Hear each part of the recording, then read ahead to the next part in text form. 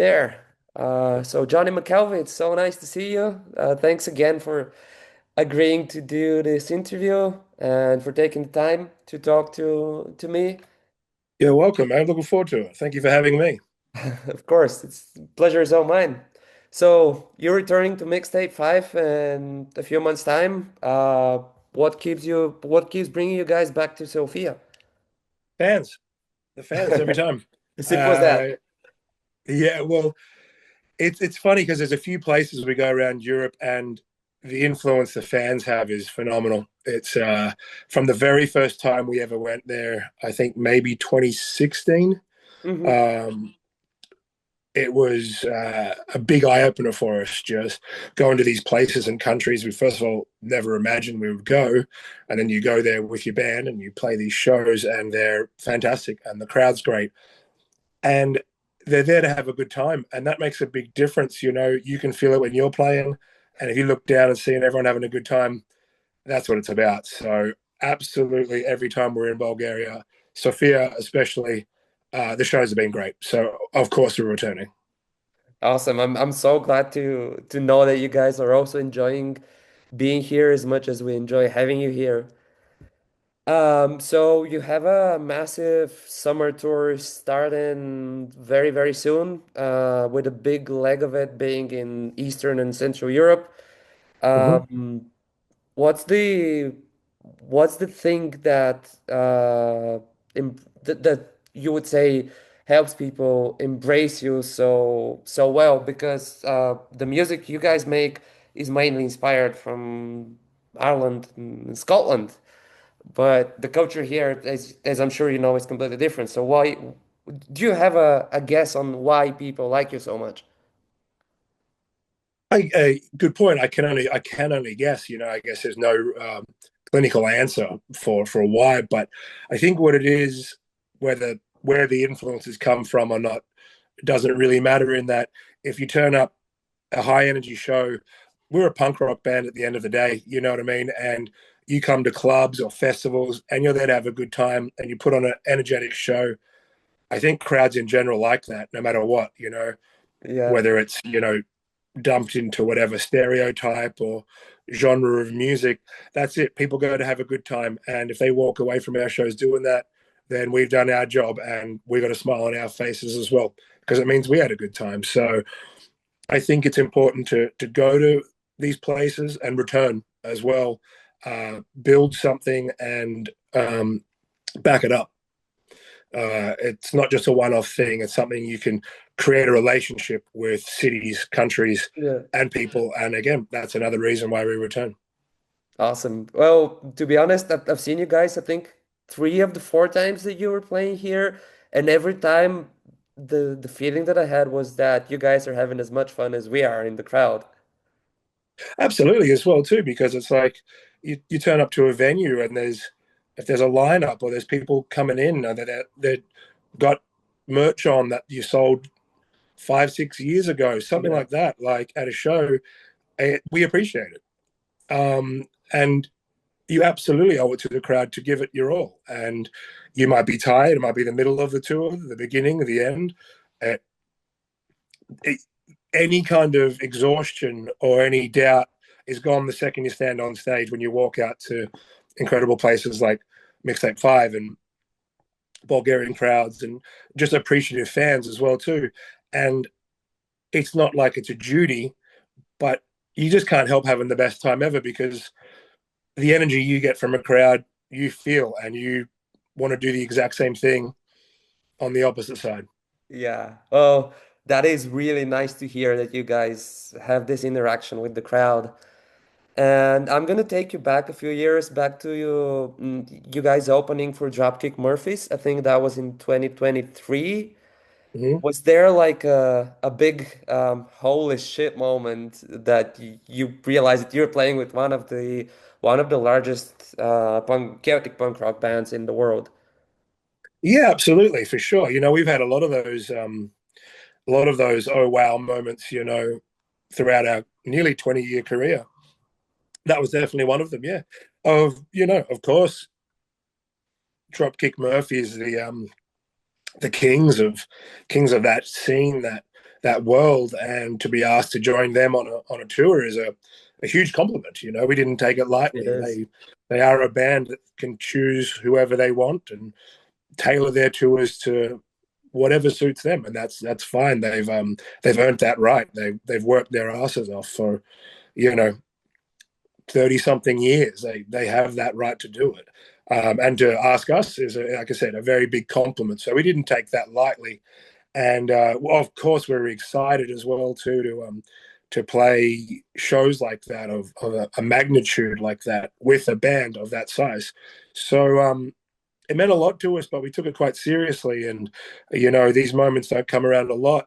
And enjoy it above everything. Enjoy it, and do our best. And I guess kind of play to those people that maybe haven't heard us, or you know, they're Murphy's fans, not Rumjacks fans. You don't know that, and just play every night like we would a club in any city in the world. Just play our hearts out and enjoy the fact that we've been given this opportunity with a great influence on the band, and really awesome people in the band and their crew. Everyone is fantastic. So it was a very enjoyable experience, and you learn a lot as well on shows and tours like that, and just the work that goes into it, and the level that bands like Dropkick Murphys are at, and what it takes to get there as well.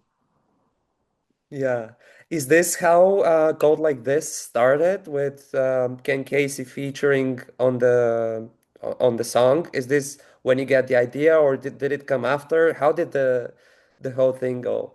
The song was well and truly written well before that tour, and Mike, when he's writing, sometimes he's churning out song after song after song, and sometimes it's a riff, sometimes it's a full song he'll write from start to end, and you have it by the end of the day. It's weird. Like he's incredibly talented and is always creating music.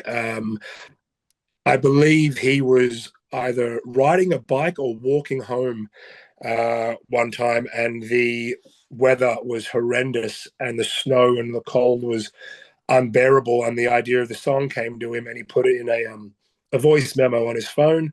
Then the song evolved, and we were ready to go in and record it, and we did. We were there in the studio, and we'd finished the tour with Dropkick Murphys. We'd developed a relationship with them individually as a band, like I said, the crew as well, and we all got along. And we were writing the song, and as quite a verse heavy song. And Mike was like, we should ask Ken to do one of the verses. And I think he called him or texted him and said, any chance you want to sing one of these verses to this song? We've just recorded 90% of it.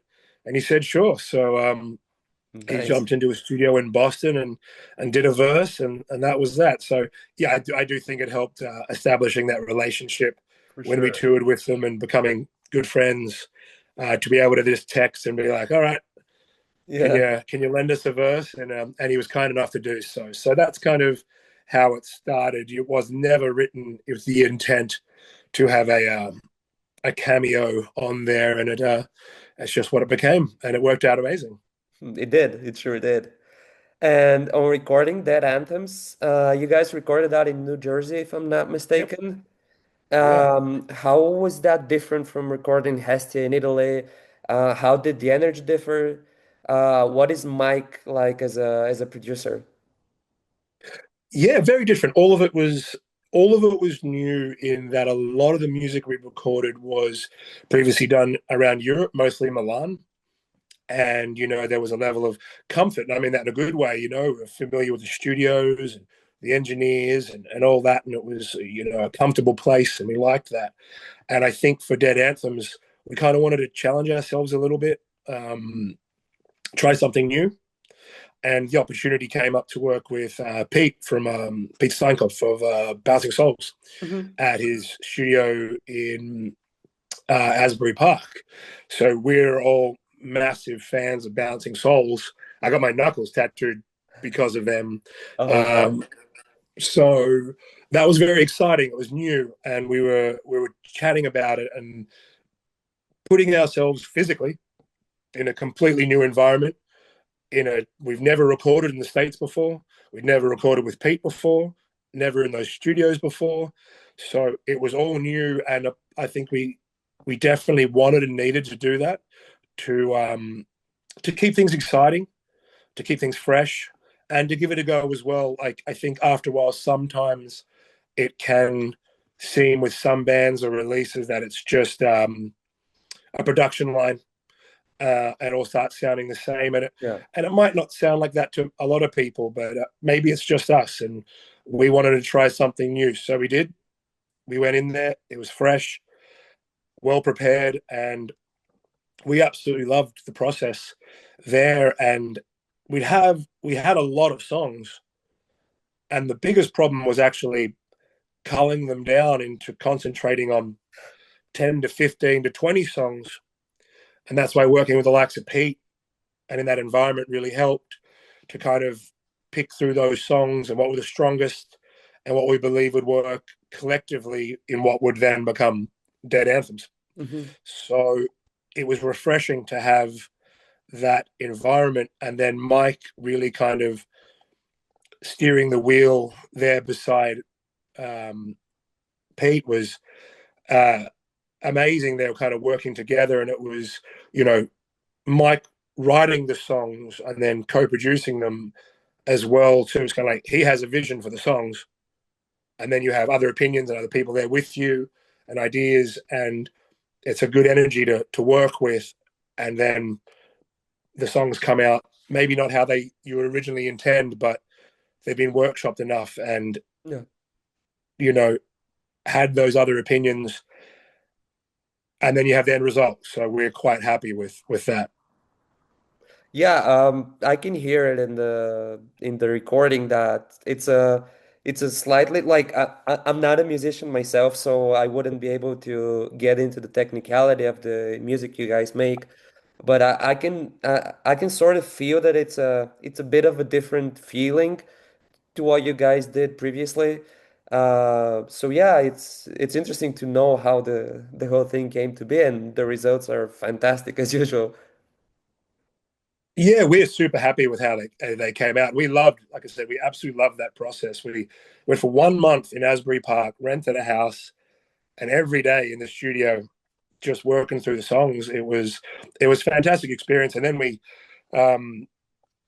gave the songs off to Kevin from the Interrupters to mix them, and that was unbelievable. Like, he's mixing huge bands these days, and obviously the Interrupters are fantastic, and their recordings are amazing. And he's a unbelievably talented musician and songwriter, producer, engineer. He's incredibly talented. So it was kind of like a bit of an honor to work with these great people, and it kind of makes you work harder to give them the best out of everything, whether it's a bass line or a song in general. It's you go in, you work hard, and you work with these good people, and hopefully you have good results. And I think we did. Yeah, you definitely did. Um, Thanks, man. so that Anthems has been out for over a year now. Yeah. Are there any tracks that surprised you based on the crowd's reaction? What are the songs that you personally like the most? It's really hard because that answer changes from when you hear it as a demo to when you're halfway through recording it to then hearing the final mixes. So I'd say over the last year and a half, my answers have probably changed 3 times. But it's been out, like you said, over a year now. It's so strange because the difference between what your personal favorite is, what a collective favorite is, whether it's a single or a song comes back with the most feedback, or reaction live, you don't know. One of my personal favorites is Road Rash on the record. It was never released as a single. I don't think it was intended to. I just like it. I think it's catchy. It's fun to play. It's simple, but I can understand why it's maybe not on the list of singles or a promoted song. We've never played it live as well, but so for me, that's a personal favorite off the record. Mm-hmm. One song that I think turned out fantastic was Eye for an Eye. A song like that where a lot of people would be expecting typical songs from you, that Celtic punk thing and whatnot. But that song, I think, was really important to do. We spent a bit more time with that in the studio as well. It's quite layered. There's a lot of instruments in it. And we spent a bit more time on that one than the most, which doesn't necessarily mean it's the best song. I just mean we really concentrated on that and knew that it was going to be a bit of a standout on the record that may not sound like the first, second, or third single, but I think it's an important song on the record to kind of glue in the whole process of Dead Anthems. So I'm really happy with how that came out on the record as well too. That's been received well, I guess, online, and any of that information you can get as well. And in the coming days, weeks, you'll see it. It's being picked up by a few people as well in other worlds. So yeah, that'll be Congrats, coming out I guess. Yeah, you'll see in a few days, I guess. We're still waiting word on a few things, but awesome. yeah. So I would say my personal favorite, Road Rash. My favorite that came out off the record, just its sound, the process, literally just listening back to it. Eye for an Eye. What about the video on Eye for an Eye? That looked like it was a lot of fun to shoot. It was, yeah. Like in general, I don't particularly enjoy doing video clips. I don't think many people I speak to in bands love doing video clips. They're very long, they're repetitive. You're there to capture images, not, play a live gig. And being in a band, you just want to play live and have fun. But it's part of it. You got to do it. But this one was interesting. I can't remember the city name in England that we hello, you there? Sorry. Sorry, I thought I dropped it. I can't remember the city name that you filmed it in, but it was a dingy town, lots of back streets and dodgy looking folk, and we loved it. It was fantastic. We had like 2 hours to waste, I think, for between one shot, and it was midday, and we walked into this random pub and it was packed, and it was karaoke. This was like a Tuesday, like in the middle of the day, Tuesday, a packed pub with karaoke on, and it kind of blew our minds that like that was the busiest this pub got, was the middle of the day on a Tuesday, and we were just wasting time having a beer between shots. And it was a long day, and it's the first time we'd worked with that production crew, but I think it came out great. We're not actors. Again, we don't particularly like doing video clips, but it was different to get that done, and I think that came out quite well as well. Yeah, it did. I really like it. I think it's I'm not that much into music videos, but there's something about that one in particular that I really, really enjoy. Yeah. No, it was interesting to make. It was good. Yeah, for sure. Especially with the story about that pub. Yeah, exactly. Yeah. Tell me about Some Legends Never Die. What was Shane MacGowan's personal impact on your musical life, on you, and what was it like when he passed? I guess you must have been distraught when such a legend left us. Yeah, it was big news, and I think what it was, to be honest, I think a lot of people expected that moment to happen for a long time. Shane lived a very, say, heavy life, and he in many, many ways, incredible talent. And I think everyone was just waiting for the day, but it just never seemed to happen. And we were in the tour van, and I think Mike like kind of stopped us all. We were just driving on a highway somewhere. He's like, "It's happened. Shane's passed away." And then the news come out about it, and it was like, wow. It was quite an impact, and anyone, it's strange, I was about to say anyone in this genre of music, I say that loosely. Yeah. But anyone in music, I don't think can deny Shane MacGowan as a musician, a songwriter, a poet, as a person, a performer, a character, however you want to take his character, you can't really deny like the influence he had on so many people, and that's just in music, and then let alone fans and people in general. His songwriting was out of this world, and it wasn't just Celtic punk or that crossover. You know, some of the biggest artists in the world cite Shane MacGowan as such an incredible songwriter of the time and a poet. A great And this isn't storyteller even too. a storyteller. Everything that like it wasn't just punk rock or his attitude. It was he was an incredible artist. So he influenced so many people. Of course, every one of us. Like you can't deny. Like you were talking about Dropkick Murphys before. You'd be a liar if you said the Pogues, Shane MacGowan, or anything Shane touched wasn't an influence or had an Yeah, impact on any way. So uh, some legends never die is kind of our tip of the cap in the best way possible to Shane, and just like through his art, through music, his poetry, the that person, that artist may pass away and not write music from into the future, but those songs will never go anywhere. Those lyrics, those words, the memories that you have as a person, a listener, anything as an artist, they'll never go away. And I think that's what it is. It's like these legends, these heroes you look up to, they will one day leave this world, but it's what they leave behind. It's what they give us in that time that will never go away. And that's our kind of thank you, I guess. for sure. That's beautifully said.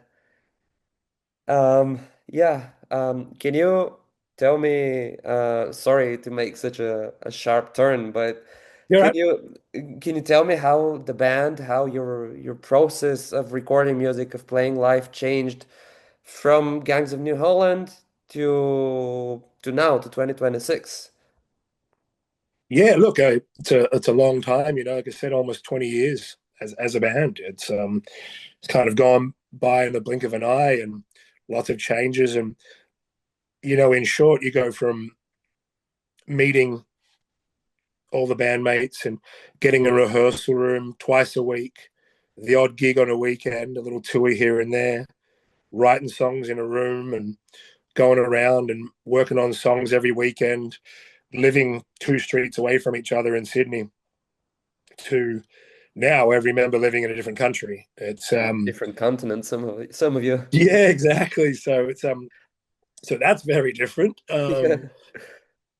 We're still a very active band, and we're lucky that things allow us to, be able to share demos and writing and ideas electronically, and we can kind of get used to songs and write songs and share ideas together without physically being in the same room. But then, yeah, I guess it comes down to a lot more planning now. We also tour a lot, and we meet together, and that might be writing and pre-production in a room and working through demos, and then planning and booking studio time and recording. It's yeah, the difference between living 2 streets away and living on the other side of the world from each other is very different. But we still work as hard as ever, in my opinion. We're still touring as much as we can, writing all the time, demoing all the time. We're going back into the studio in 3 weeks' time for new music. It's non-stop. That's between shows. So our attitudes never changed. We just happen to live very far away from each other. And how does the recording process go now that you guys live thousands of miles away from each other? Mostly will come from demos from Mike, some ideas, some thoughts, whether it's a riff, a couple of chords thrown together, a melody, or basically fully formed songs. And that'll be put out there, and we can all listen to them and play along to them and work out our own parts, and you know essentially give some ideas back if needed. And then we meet physically together and go through these songs, and it's different playing along to a file Yeah. on your computer, and your guitar in your hand and standing in a room together, amps turned on, right there in front of each other, and you work out what does and doesn't work, or certain paces or fills and lines and just little things like that, and kind of fine tune them, in real life together in a room. And then from there, we'll go into the studio and work through it that way as well. So I guess it starts with ideas shared across everyone's countries, physically into a room together, work through everything together, and then into the studio. And how has your playing changed in these past nearly 20 years? Your Yeah, it's personal different. playing. Personally, yeah, it's weird because you get comfortable in the songs that have been written forever, like songs that are 20 years old almost, and you play them a million times a year and you hear them a million times a year, and it's fine. And then you get new songs, and lots changes in that time as a player as well too, different influences, or just how you play, or I guess attitude towards it, and what suits a song, I think, is the most important thing. It doesn't matter if it's the best line you've ever written or the most technical line. It's what suits the song the most. Yeah. And I think maybe that is one thing personally that probably has changed over the years. You just play what's suited. It's not about showing off. It's not about technical brilliance. It's about being appropriate to the song. I guess if you ask on a personal level, like that's it. And all the other guys are great musicians, and you got to be open to some of their ideas. You don't take anything personally. Mike can play a bass fantastically. Adam can as well. Like, they're all good musicians. So if they've got an idea, listen to it. Like, it's not an insult. It's if anything, it's the opposite. They're trying to involve themselves with you and your playing as well. So yeah, there's that, and being open-minded. Yeah. Sounds like you guys are a great team when working together. Yeah, you try to be, like it's a sometimes can be a very stressful environment. It's someone sitting in the other room with a big red button, press and record. That's why you try to be as prepared as you can. And again, like, we all get along. Some bands don't. We do. It's really weird. So again, Yeah, of course, it always. yeah, and that's always visible when you guys are on stage. At least I can tell that you get along great. Yeah, again, it's about enjoying it. You have to enjoy it. I do understand that maybe sometimes with some bands it becomes mechanical, and maybe you don't enjoy, not in general, but maybe one show you're just not vibing. I get it. Like, it's fine. But I think you kind of have to create that environment for yourself as well, who you're around, the decisions you make as a band as well. And um, you've got to enjoy it. It's not the most lucrative industry in the world. You know what I mean? It's hard work. It's very, very hard work. But you're lucky in that you get to see a lot of the world. You get to go to Bulgaria, some places you can barely pronounce, let alone imagine you're going. And sometimes you got to snap out of that and also realize you got to enjoy this. Like, it's only you stopping you from enjoying this. No one else. People turned up with a good attitude, a beer in their hand, and paid money to come and see you. It's not an accident. You should have every right to enjoy yourself on stage as well, and it's only you stopping you if that's the case. Of course, it sounds very very simple when you say it. It's just you stuffing you. It's like That's it, man. Like I said, it is hard work, and I know for sure. sometimes that can't get through. Like, not a lot of people know what goes into a tour, what goes into recording, being in a band. It's a lot of work. It's really exhausting and tiring. It's a lot of fun. It is a lot of fun. It does look good. It does look fantastic. It's great to play those festivals. It's great to play those clubs. It is fun, but you know that's because of a lot of hard work. It wasn't given to us, and again, through all the hard work, the exhaustion, the preparation it takes, you've got to enjoy it, or there's no point. Like, Yeah. it'll just crush you. Like, you got to enjoy it and take it for what it is, and realize not everyone gets to do what you do. So be grateful. Yeah, you guys definitely deserve to be where you are right now. So the hard work was definitely worth it, and it has definitely paid off. Yeah, Um, we're still working as hard as ever, and there's still better things to come, in my opinion. So work hard; it'll happen. I'm excited to see what you guys will create in the future. Me too. I'm looking forward to it. You've been with Mike for around 6 years now, and you've recorded 3 projects with him, 2 full albums and 1 EP. How has the writing and touring chemistry evolved for these past 6 years? Yeah, it's amazing. It's unreal. It's been the best decision we made, to be honest. And again, we all get along. It's hard work, but working with Mike and then Mike with us all together has been fantastic. He's a great person to be around. And I've said it before in previous interviews as well, kind of closer to 𝐋𝐢𝐜 reelease. That was the first Yeah, first record. time Yeah. the world was going to hear the Rumjacks, but with Mike involved, so yeah, there was a lot involved. A lot could happen, and it was a nerve-wracking time, but exciting for us. And we were confident in what we did. So, and 𝐋𝐢𝐜 was received so well too that it proved we did well, and that's another reason to keep going as well. The main point with Mike has been we all got back to being able to enjoy music again. And I mean in every aspect: touring, recording, logistically, everything, like personal levels. We went back to enjoying music more than ever. And I don't know if that comes across on a record or It you does. mentioned live as well. I don't know.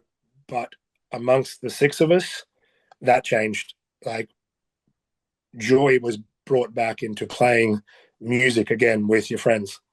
And whatever's happened after that, obvious or not, has been nothing but positive for us. So it's been a joy to work with Mike, and now Kyle involved as well too in the last few years as well, to have him. So it's a solid team, and we're really happy with the last handful of years and what's coming up as well. It's so nice that you said that you're playing music with your friends. This is just the impression that I have of you guys as a band. Yeah, that's it as well. Again, like, you hear a million stories of bands and what happens, and some of them are understandable. It's hard. It's that kind of, especially touring. You throw 6 members and then however many crew and drivers and whoever's working with you, sometimes complete strangers, throw them in vans, and then you are with them 24/7. Yeah. Essentially, like, you got to find that balance on how to work with people around you. And we're fortunate that, yeah, as band members, we all get along, and that's kind of rare in some It is. setups that I've seen. But it is what it is. Is there a way that you guys celebrate milestones when recording music, when doing tours, and was there a we made it moment in your career? I guess a lot of the milestones in regards to like digital things, like Irish Pub Song went over 100 million views on Yeah, YouTube and stuff. That's a big milestone. That's a lot of views. it is. Like, we didn't really celebrate them as such. I guess we appreciate it because it means people are watching and listening and whatnot. And same with subscribers and all the stuff that's important today. It does mean people are listening. It does mean people are watching. It's important. But yeah, I guess we don't really celebrate them. There's probably other moments that might be firsts in the band, like I said, you're going on the Dropkick Murphys tour, or releasing new music, things like that. Or if you probably watch our social media pages in the next hour, you'll see the new announcement. Oh. Yeah, literally, I got the announcement as we were changing this interview. So put it this way: in the last 2 minutes, I just had a wow moment for an achievement as this band. So it shows the progress of the band and that, you know, the longevity and that we've worked hard. So those little milestones are important, you know, they are important, and it's good to see because it's progress and we enjoy that. But, you know, I guess it depends on what you view as success or a win. You know, it's going to see places around the world is a win to me, and having people in front of you in a room is a win to me. Sometimes a lot of the numbers don't mean as much, but is appreciated. Yeah, yeah. Do you want to give us a sneak peek on what the most recent wow moment was? Yeah, well, we just got put on the newest MGM Plus television series called The Westies. Wow. And the official trailer Congratulations. just went out about 3 minutes ago. So our song "Eye for an Eye" is on that official trailer. It's minutes new, I would say. Minutes. Sorry, the news is minutes old, I should say. Sorry. Yeah. And so that's just been released globally for the new TV series. It's very exciting. Congrats. It is in fact a big milestone. So yeah, that's a new one. So you got me at a good moment right now, mate. Well, I'm so glad you could share it with me. Yeah. And when you guys are touring, is there a specific band member who always controls the stereo in the van? And what music do you guys usually listen to? Okay, a little insight. No one controls the stereo generally apart from the driver because everyone else has their headphones in. So every single person, driver included, is probably listening to their own music. So there would be 9 different answers for that one. But if there is anything coming out of the tour van, it would probably be the driver's choice, which we've had to tell some to change. Yeah. Yeah. Well, that makes sense. I mean, Hey, as long as he's comfortable in driving, we're fine. But you yeah. know, everyone gets into their own headspaces, put some music on, some podcasts, things like that. So, but everyone's individual. I've been listening a lot to Haywire. There's Haywire a lot. Good Boston band. A new band just come out. Citizens around Boston as well too. Mhm. They're really cool. They just released a new record. Well, their debut record. So not sure what the other boys are listening to, but that's what's been in my headphones for the last few weeks. And do you listen to music different than punk, or do you have any other genres that you really, really enjoy? Yeah, absolutely. Yeah, like well, before this band, I played double bass for a rockabilly band. My whole front right shin on my leg is a Hank Williams portrait tattoo. I love country music. You know, I think it's incredible. Yeah. Country, bluegrass, like good country, none of that pop country shit. Like that's woeful, you know. But I like a lot of country music, punk rock, reggae and ska and two-tone and all that is quite cool. And then there's just, you know, some weird stuff to listen to. There's a lot of music out there. We're very lucky. Yeah, I think if you close yourself off, you're missing out on a lot. So it could be anything, it could be really random. Oh, Bro Gale, I've been listening to them a lot, like a lot. They just released a new record about a month or two ago. Tuesday Paper Club, I think it's called. They're unreal. Great Scottish band. They're fantastic. I highly recommend them. Young guys just doing folk, rock, whatever you want to call it, pop almost. It's fantastic. They're really good. So that's what's been going on with me. I'll give him a listen. You managed to convince me to. Broke out. Absolutely, 100%. Yeah, I will. And you mentioned a young band. Not too long ago, you guys had a collab with the Rumpled. Yeah, that was quite a while ago, I think, that one there. Yeah. Are you planning to do more of these? How does it feel to be the band that other bands look up to? I never really thought about it, to be honest with you. You know, not a lot of them tell us that, whether they do or not. But oh, look, that's a huge compliment. You know, if a band was ever to say that or Oh, want to work with us. I'm not quoting them, Yeah, but the no, fact I know what you mean. that they Like if a wanted to, band, Yeah, they wanted to Yeah. do a collab with you. I mean, that's how I take it. Yeah. Oh, look, like there's again bands that like we want to work with, and we're working on a few at the moment um, about potential recordings and singles and one-offs and collaborations. But you'll hear about that in the future as well. But yeah, so if any band would ever want to do that with us, it would be a huge compliment. Yeah, we would love that. And it's always good to hear other artists, ideas or Yeah. believe that something would work that involved the Rumjacks or Mike or whatever it was, how they wanted to work with us. It would be fantastic. It's always good to keep an open mind for that. Awesome, awesome. Um, Celtic punk rock loves a drink. Do you have a specific drink of choice when playing a gig And playing a gig, well, first of all, we none of us or like to after drink too playing a much. gig?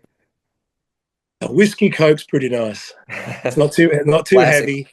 You're still hot. You're still sweaty. You still got a lot of adrenaline. You probably should just drink a bottle of water, but something simple: Jameson and Coke, bit of ice. It's sweet. It's not too heavy. It's not like you just did a gym workout and then you pour a beer in your belly. Like it doesn't really feel the best. So Yeah, whiskey Coke probably after. So that's a good choice. A yeah, very very suitable for the music you guys make. water is probably a wiser choice, but Well, water comes after. exactly.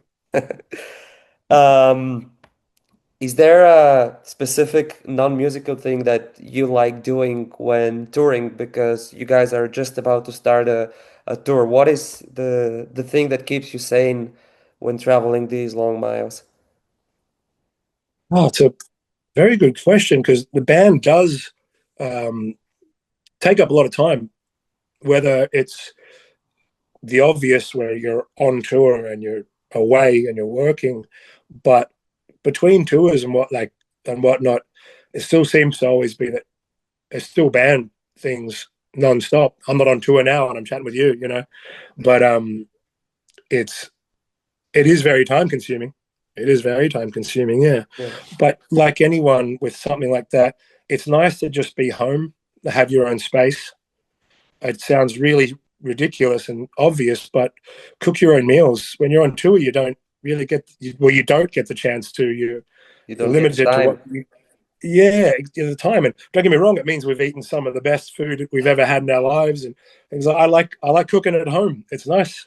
Just even if it's nothing, I'm not an avid chef or anything like that. It's nice to do the complete opposite, to wind down, to see friends. I love football. I love watching the football. Just taking minutes out of your time and um, finding a difference between being wrapped up on tour or band life Yeah. and then personal life. It's good to switch off. Yeah. Yeah. Well, I hope you get the chance to actually switch off Yeah, when you need it. always, mate. There's you got to make the time. You have to Yeah. make the time or you go crazy. Yeah. Yeah. If I'm not wrong, in previous interviews, you've mentioned that you're a big Everton fan. Yeah, yeah, massive How Everton do fan. Yeah. you how do you follow games when traveling in different time zones? Oh, a lot of streaming, a lot of tiny screens, and dodgy Wi-Fi, and yeah, miss a lot of them. But just whenever we can, just bulk our data up on our phones and stream the games on the horrible German autobahns with no reception. So we just try the best we can. It's again, that's another nice way to switch off, and for 2 hours, just put your mind onto. I know it might sound very silly and obvious, it's just a game, and it is. But it is nice to just focus on something and put your energy somewhere else for a while. And that for me is Everton Football Club. Yeah. How did you become an Everton fan? It's a family thing. That's Yeah. definitely my father. He's a massive toffee, so I think that was passed down to me and my brother. Do you have some family based in Liverpool then? No, no, all my family here are based in Belfast. And Dad used to go over every second week, get the ferry over to Liverpool Wow. and watch Everton play, and the ferry right back and back to work in the morning. So, um, yeah, that kind of relationship between the city, Liverpool, whether it's Liverpool FC or Everton is quite strong here in Belfast. So we just happen to be on the Everton side where, there's only a few of us. So everyone else likes Liverpool. So Are you following the World Cup? yeah, I've been watching a few games. It's I'm not getting up at 3 o'clock in the morning to watch some, that's for sure. Of course, yeah. But it's all on the US times. But yeah, I've been catching a few games so far, and it's been interesting to see some of the games. But whatever games I can, I've been trying to get. Yeah. Are you rooting for anyone? Like to see Bosnia do well because our friends in Dubioza Collective got their Yeah. song as like their song. Like that's incredible. Like that song was written 14 years ago. Wow. And now it has been a while. In 2026 at the World Cup, obviously it has been around. Everyone's playing it. And everyone's playing it. Yeah. Like it's incredible and it's crazy. Like, and we played a bunch of festivals with them, and they're cool guys. And I think it's really cool that a band like that accidentally had a song take off. They didn't intend that 14 years ago that Bosnia would be in the World Cup in the USA, almost living out the lyrics of that song. Exactly. So with no affiliation to Bosnia or any of that, purely for Dubioza Collective, that song is doing so well for them now. Yeah, it's like this song was written specifically for the Boston national team on this World Cup. It's crazy, isn't it? Like, yeah, I love the how names. the lyrics work so well, and obviously it's a great song and it's catchy. So congrats, they deserve it. I'm very happy for them. It is, yeah. Well, one last question. Do you have a message for the Bulgarian fans? Short and sweet. Thank you. From the very first time we arrived, we felt welcome. It was a surprise. Didn't expect it, honestly. And that's an honest to God's truth. I know bands can say stuff like that about everywhere, but it really was a surprise. We didn't expect, as many people to come to shows, then to have as much fun as we did, and to always come back and have the same reception, if not better, every time. So thank you very much for your support. It does mean the world to us, and that's why we come back. It's not by chance. It is very much purposely done that we return to your amazing country. And thank you for the memories we've had, and look forward to more. I'm so glad that you guys really enjoy the Bulgarian crowd, and when you said it sounded very real and honest. So thank you for that. Oh, I'm being honest. Yeah, I'm being honest. All right. Well, thanks again for taking the time to do this interview. It has been an absolute pleasure to meet you and have a chat with you. And I really look forward to seeing you in Mixtape on September 5th. I'll see you soon, mate. Thank you very much for your time, and good luck. And I'll see you at Mixtape. Yeah, good luck. Have a good one. Take care, mate. Have a good one. Bye-bye. Bye. Bye.